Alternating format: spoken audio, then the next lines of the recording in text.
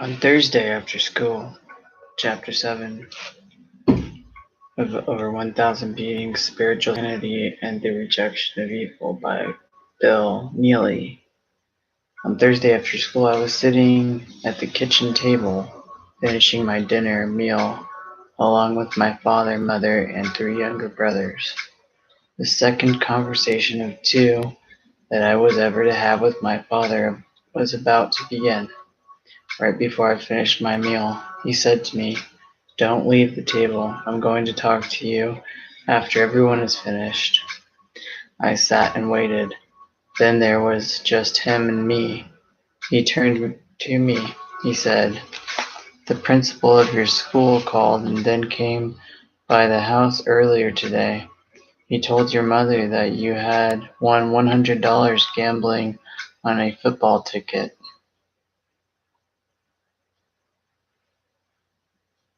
He doesn't care about you winning the $100, but he does want you to know the name of the kid who sold you the ticket.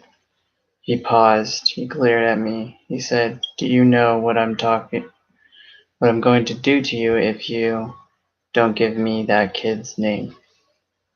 Then it was like from a deep inner fire of hate inside him. His eyes and face lit up with an unholy glee. He fixed his look upon me. He seemed on the verge of almost being ecstatic with an anticipation of thinking and looking forward to performing some sort of horror that only he knew of upon me. His eyes held mine. They were flat and merciless, without a soul. This was what I saw and felt. He was smiling. Not even 3 seconds passed in silence. I gave him the kid's name. I pushed my chair back. I got up from the table. I turned my back to him. I felt broken inside beyond redemption and repair. This was a betrayal on my part on such a scale of cowardice that, like the nursery rhyme of Humpty Dumpty, I would avoid in a thousand years be I would never in a thousand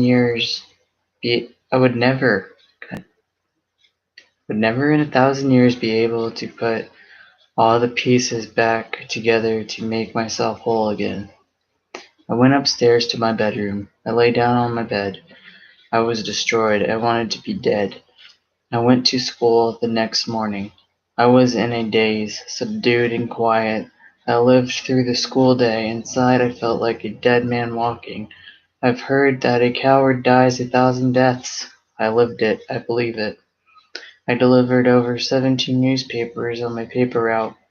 I did not eat dinner with my family and father. I went up to the pool hall. I shot pool. I hung around with the guys. George met with me next week when I bought more football tickets. He told me that the school authorities ambushed him in the hallways at school and brought him into the principal's office. He was one step ahead of them. They didn't find any football tickets or betting slips on him. Nothing happened. I continued to bet the football tickets from him the remainder of the football season. I didn't win on any one of them. Time passed. Spring came. I had a romantic crush on a girl who was in the 10th grade too. I asked her out for a movie date on the weekend. She let me walk her home after school. I asked her what day that she would like for us to go out. I thought she said Sunday. I was excited and looking forward to going out with her. She lived in a large 2-story house that was a 15-minute walk from where I lived. On Sunday evening, the front door was answered by her younger brother. When he saw me, he looked puzzled. He asked me, "What do you want?" I said, "I am here to see Ginny. We are going to the movies tonight." He looked at me and then said, "Jenny was ready to go out with you last night. You never showed up." I said, "Oh." Neither of us said anything to the other. I turned and walked back out their front door and went home. In the following weeks at school, when Jenny and I passed each other in the school hallways, I would look at her, hoping to make eye contact and reestablish a connection with her. She avoided that altogether. I still had a crush on her, though I would see her often at school during the next 2 years. I never had another opportunity to speak with her again. I kept the romantic feelings that I had for her a secret. When I thought of her, I would yearn for her, and I would feel an ache inside at the emptiness of my life. At the age of 15, I started to smoke cigarettes. Back in 1963, they sold cigarettes to you at 25 cents a pack, no matter how young you were. I smoked as often as I could. I felt and thought of a pack of cigarettes as being a constant companion. I was never without them. Being a smoker gave me something to do, something to look forward to while enduring the passing of time at school. Though smoking cigarettes is a nicotine addiction, I thought at the time that it helped me persevere in the insane world I was forced to live in. It relieved some of the pressure and unrelenting stress that was always inside me. It made me it made sense to me to smoke. Being smacked and slapped on the face and head induced a killing rage and a hate that I would experience through no will of my own. It was involuntary. There was no choice and no conscious decision involved. When I was with my brothers, that was when I would come upon that was when it would come upon me. The feeling of hate would overwhelm me inside, and the rage was right there beside it, ready to explode. These were my father's feelings and what he was about, not me. I wasn't going to give in. My life had value and meaning. I chose not to be like him and not to do to anyone what was being done to me. I was being beat by a man who was muscular and who weighed close to over 80 pounds to what I weighed at the age of 15. I was sickly, frail, and skinny. I had no muscles, neither physical strength nor power to combat the likes of my father. I had 3 younger brothers. I shared a room with Kurt, who was 2 years younger than me. I could see how bad off he was emotionally. A look of infinite sadness was always there with him. It did just not come automatically to me, the self-will and self-control to not consciously assault, attack, or beat up any of my younger brothers. The self-will and control came to me because I worked on suppressing the rage and hate that was inside of me from what was being done to me and from what I was doing to myself. Shaming myself in front of the monster that was my biological father, I hated myself. I had all the power over me. He had all the power over me. I had none. I knew inside of me that what I was doing in not physically attacking any of my brothers was a tremendous achievement and a way of a higher good within. I knew that intuitively. At the very least, this accomplishment helped me not to be a beast, not to be a monster to anyone like my father was to me. Inside me, I wanted to live. I wanted to have a life that was meaningful in a positive, caring way. I believed that I could have such a life, but only if I didn't behave, or become a beast, such as my father was to me. The mental stress and pressure I put myself under was to never ever show anyone any inkling of what had and what was still being done to me. I kept it a secret. I always put my guard up. I never relaxed, except in study hall. It was a school period where students who didn't have a class schedule would sit in silence in the auditorium. We were supposedly studying our school books or catching up on our homework. I most always went into a deep half sleep where I would daydream about having a relationship with certain girls who were classmates. For most of the time, I couldn't focus or concentrate long enough to do much of any schoolwork that I was required to do. To me, it was a small miracle in school that I got the B's and C's that I did. It was the end of the school year in 10th grade.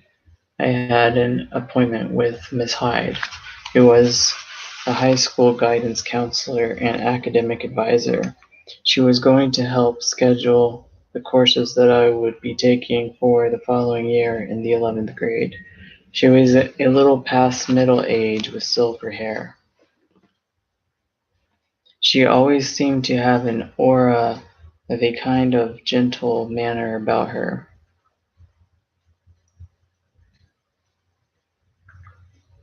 I liked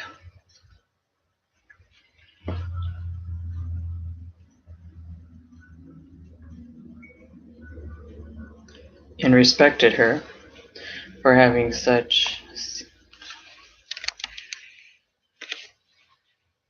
for having such. I went into her office. She was sitting behind the desk. I was seated in front of her. She began speaking about my 11th grade schedule and school courses. She had been speaking no more than 1 or 2 minutes when I started to silently weep in front of her. She gazed at me steadily. The tears were streaming uncontrollably down my face. I couldn't stop crying. I didn't feel ill or stressed out. I was helpless. I didn't react at all to the tears. I didn't wipe them away. I sat still. Miss Hyde kept observing me and continued talking about school courses for the 11th grade. The session ended a minute later. I stopped weeping. I got up and left her office. I wiped away the tears. It was the beginning of summer. There was a community park with a swimming pool, 2 tennis courts, a baseball field, a picnic area, and a wooded area. I was alone. I was standing between the baseball field and the swimming pool area. I felt a sharp edge cutting blow that rocked me. I was stunned for a moment. What came upon me was a sudden awareness along with an epiphany of how bad and sad a shape I was in and how pathetic I must appear to others. When an adult was talking to me one-on-one, and if they were looking at me straight in my eyes, I would begin to weep, and I wouldn't be able to stop. I couldn't talk to anyone without stuttering, and sometimes I would lose my voice altogether, and I wouldn't be able to get any words out at all. Once I was standing outside the ice cream shop on Main Street. One of the neighborhood policemen was walking his beat. He came up to me and said, "Hi." He tried to start a friendly conversation with me. I opened my mouth to speak and no words came out. I tried to talk, to say anything to respond in kind to what he said. I can't imagine what he thought of me, as only a hoarse rasp escaped from my throat. The policeman looked at me. He wasn't sure whether or not he should take offense to my behavior. He walked away. I felt embarrassed, shamed, and humiliated again. When I was out in public, I would experience at intervals an involuntary physical convulsion from head to toe. My whole body would shiver like someone had just dropped an ice cube into my shirt behind my back. This continued throughout the time that I was getting beat up. What I had yet to become aware of was that shame had already been permeating my outward appearance for years. Going back to when I was in grade school, I seldom could look anyone in the eye, and I almost always walked with my head pointed downwards towards the sidewalk. I want I wanted to change. I was ashamed of what and who I was.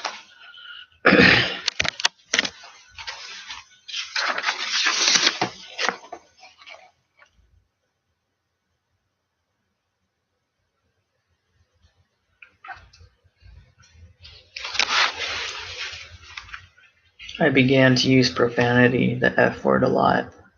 It helped me not to have a speech impediment. My speech pattern was rapid, usually aggressive and negative. This was okay by me. I didn't want to be ridiculed or seen as weak by the guys. That was my big secret, or so I thought. I wanted to be part of the guys. I wanted to have friends and be considered a friend. It was an August night. I was hanging around with two of the guys, James and Larry, on Main Street. Another guy, David, pulled up in his car. He was 2 or 3 years older than us. He invited us to take a ride down to the parking lot of a fast food restaurant to hang out on Ohio River Boulevard. He was a working person. He had money. On the way, he pulled out several cans of cold malt liquor beer from a large paper sack. He didn't want to drink alone. I was handed a can. I thought of alcohol as having a bad taste. I had had sips of wine and beer at different times when I was younger from my parents' liquor cabinet. I opened the can and took a sip, and then I lit a cigarette. At the restaurant, they had waitresses who would come out to your car and take your order. I ordered fries and a burger. We talked about whatever and drank our beers.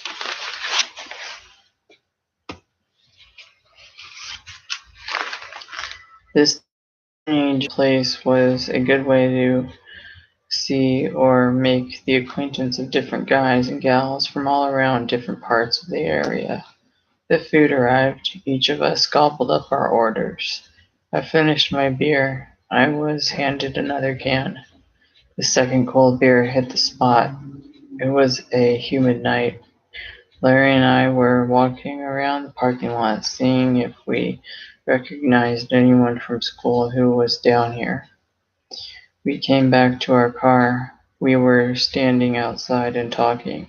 I felt an emotional warmth and a spontaneity of feeling that I could not ever remember. Suddenly, both of us started laughing for no reason at all. It was fun. We laughed harder. Both of us fell to the pavement of the parking lot beside our car. It was hilarious. I rolled around a couple of times. I had never laughed so hard for so long and felt so good. Being alive was beautiful, and being with guys who were good fellows made the evenings fun be all that much better.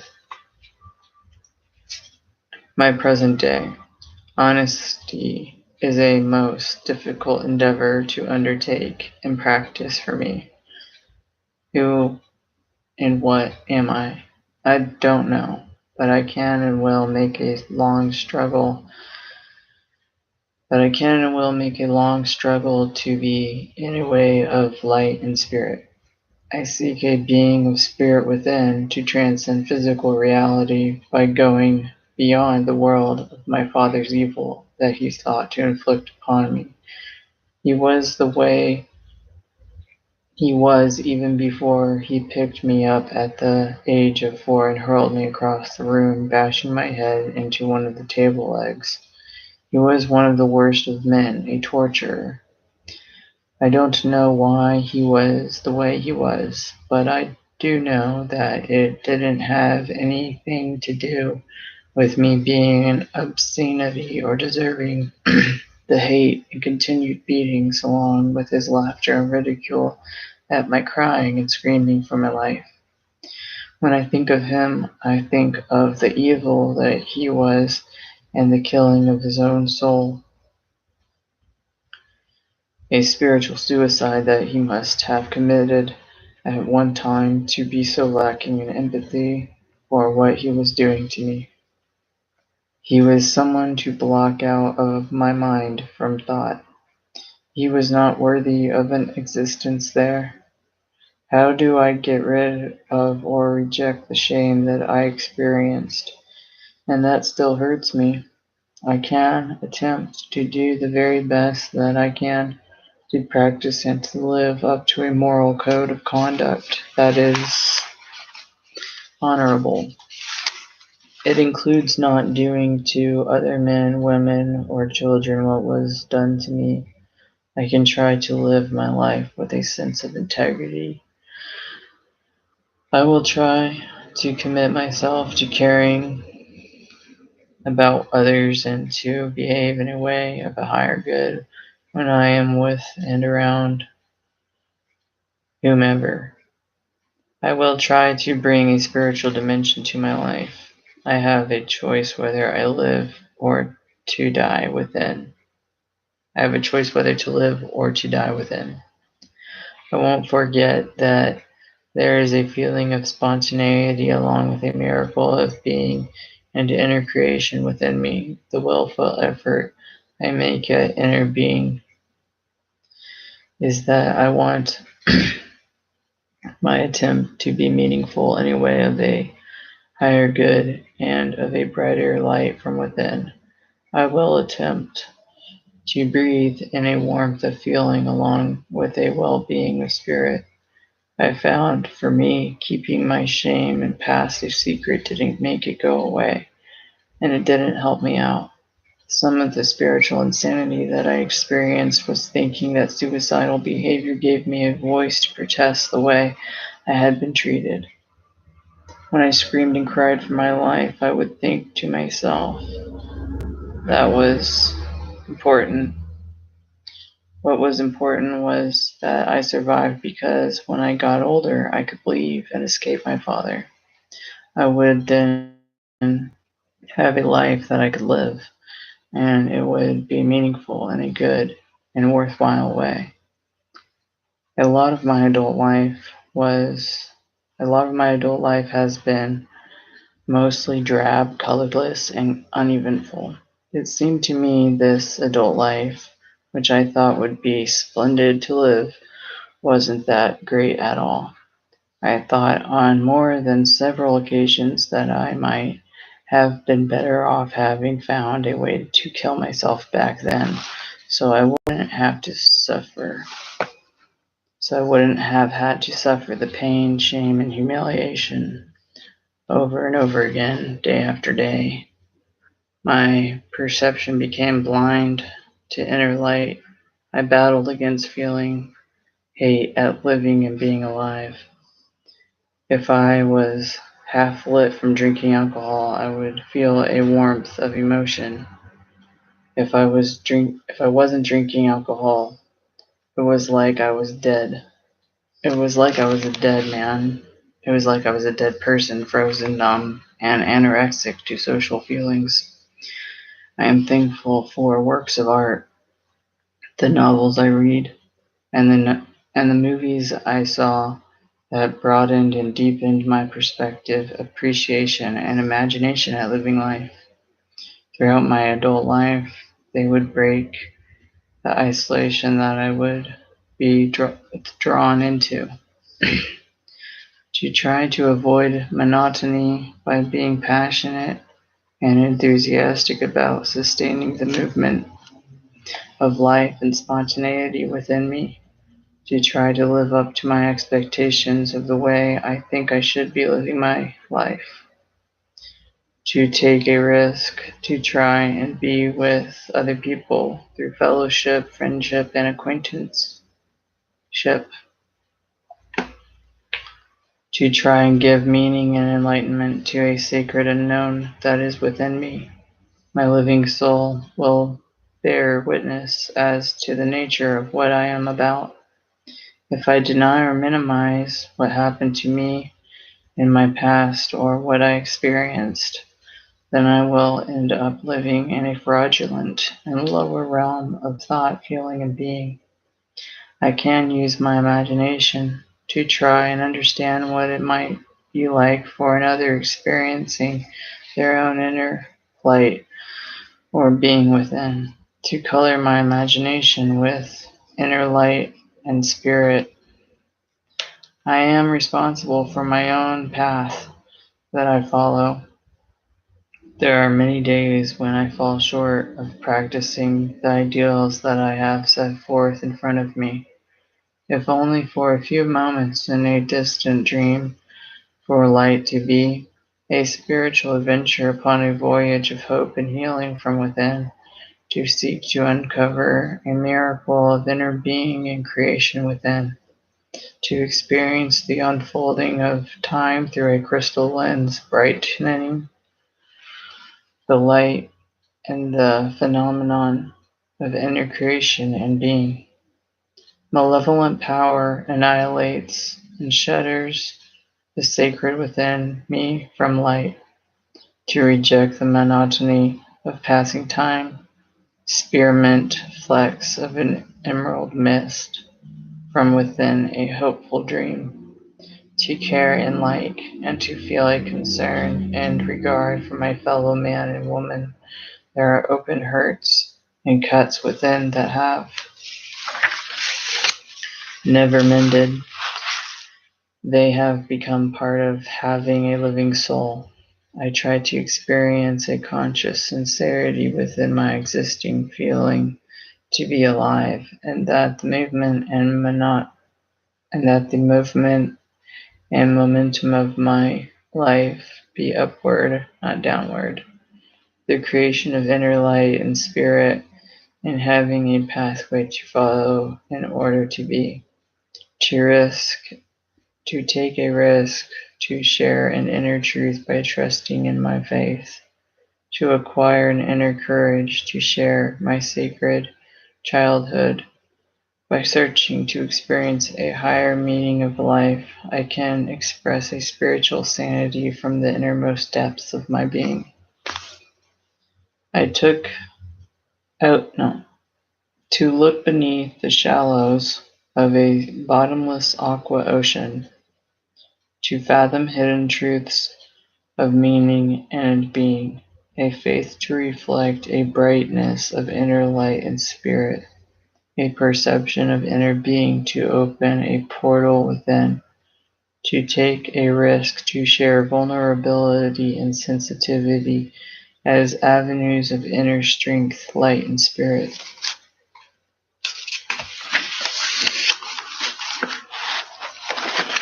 That's it. Next is chapter 8. Thanks for working.